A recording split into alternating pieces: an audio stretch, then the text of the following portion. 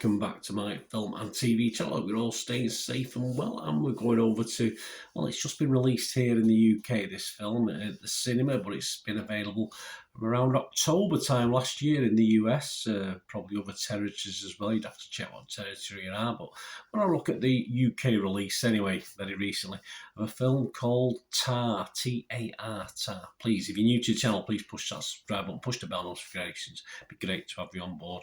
All things film and TV, reviews, information, blogs, the odd quiz, stuff like that. So it'd be great to have you on board and spread the word. Be much appreciated. If you are pressing buttons, or you already pressed that button, press that little like button as well. Yeah, I'd just be very much appreciated if you could. I'm trying to get between 10 and 15 likes for these, or thumbs up for these little review vlogs, so if you do that for me, it'd be much appreciated. Right, Tar, it's a 15 certificate. It's a long film. You know me on long films. They have to be good.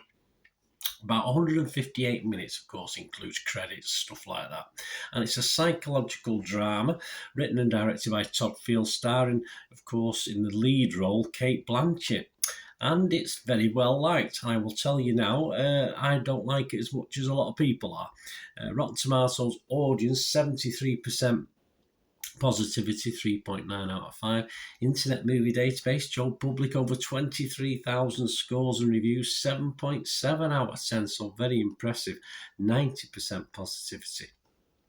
And what's it about? Well, having achieved an enviable career, few could even dream of, renowned conductor-composer Lydia Tarr, the first female principal music director of the Berlin Philharmonic, is at the top of her game. It's all right, it's good. These just breaking these teeth in for Nijinsky, I think. As a conductor, Lydia not only orchestrates, she manipulates. As a trailblazer, the passionate virtuoso leads the way in a male-dominated classical music industry. Moreover, Lydia prepares for the release of her memoir, only juggling work and family. She's also willing to take up one of her most significant challenges, a live recording of Gustav Mahler's Symphony No. 5. I did enjoy the music in this, I must admit. However, forces that even the imperious Maestro can't control slowly chip away at Lydia's elaborate facade, revealing the genius's dirty secrets and the insidious, corrosive nature of power. What if life knocks Lydia off her pedestal? Yes, but I thought, I had no idea of the background to this. I was trying not to read too much about films. I thought it was a true story, but more of that in a moment. This also stars as well as Cate, Nina Hoss, Naomi Merlant, Sophie Kerr, Julian Glover, Alan Kudener and Mark Strong. And it had a 13th of January release here in the UK. As I said, a little bit further back down the line in the USA. What about the critics? Well, the public love it. That sometimes means the critics don't, but not with this one. Rotten Tomatoes, 90% positivity amongst 284 critics. An average rating of an impressive 8.3 out of 10, 256 fresh and just 28 rotten. Let's have a look at some of the guys. Let's see what they're saying. I've put one rotten in there, although as you can see, very much in the minority. Clarice Luffrey from The Independent here in the UK said, Lydia herself is so compellingly constructed, a perfect synthesis of hypocrisy and denial that Field's shortcuts never cost a film much of its nuance. I didn't like the shortcuts, you see. I don't want it. I wanted a bit more. I think there was too much that, you know, that could have been shortcut, and it did shortcut the best bits for me. Ian Freer from the Empire magazine said, grappling with what it means to be an artist in the modern era has seemingly brought the best out of both Field and star Cate Blanchett, who has unquestionably delivered the performance of a lifetime. Yeah, I'm not going to disagree with that last sentence.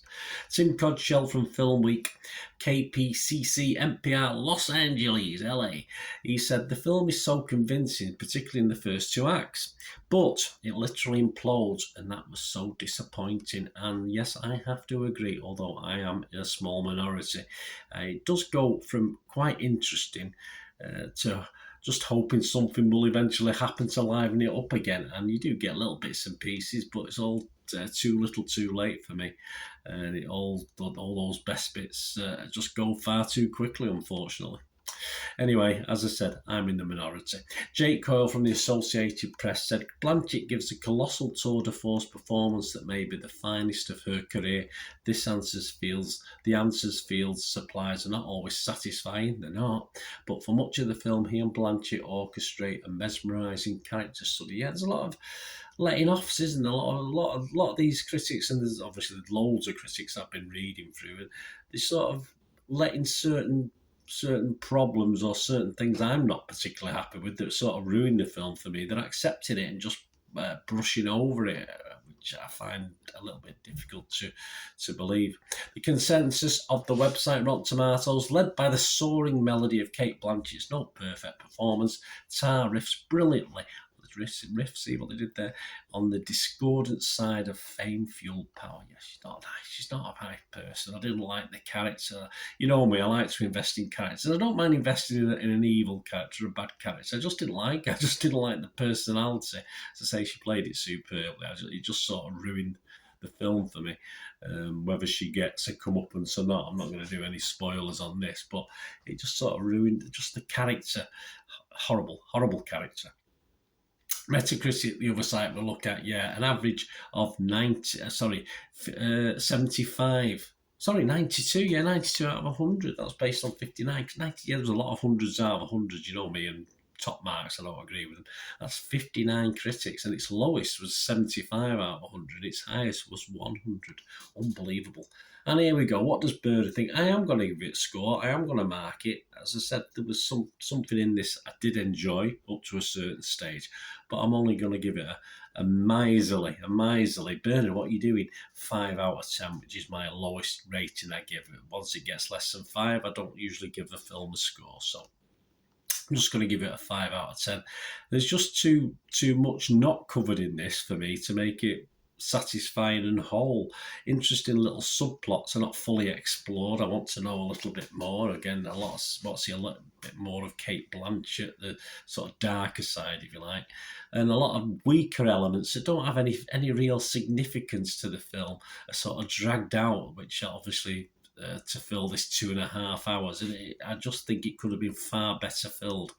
Blanchett is yes, Blanchett is brilliant, but again, I wanted to see more of the dark side, the breakdown, and oddly enough, I think it ruined it for me. I did mention before, didn't I, that I thought it had a true story feel to it. It isn't. It's a totally fictional film, and I think that ruined it for me a little bit as well. The fact it was just fiction. If it had been based on a true lady or someone I could read up on, I probably would have scored it higher. But because it's just fiction, I just thought it was disappointing because it just didn't go far enough with it. I just felt a little bit let down.